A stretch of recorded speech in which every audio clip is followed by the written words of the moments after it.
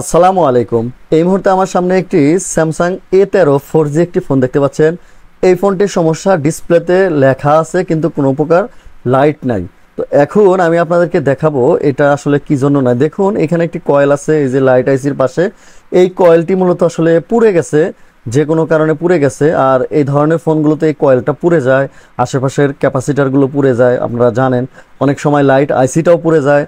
তো এখন আমি শুধুমাত্র এই কয়েলটা অন্য আরেকটি ফোন থেকে খুলে লাগাচ্ছি, যেহেতু এই মুহূর্তে আমার কাছে এই কয়েলটা নতুন নাই।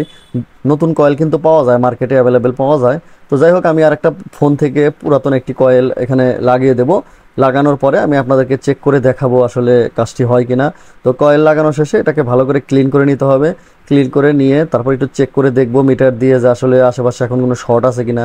না, এখন কোনো শর্ট নাই। তো এখন আমি চেক করে আপনাদেরকে দেখাবো যে এটা ঠিক হয়েছে কিনা। তো আসলে এই ফোনটা ডিসপ্লে চেঞ্জ করার জন্য দেওয়া হয়েছিল, ডিসপ্লে চেঞ্জ করার পর আসলে লাইট আসে না।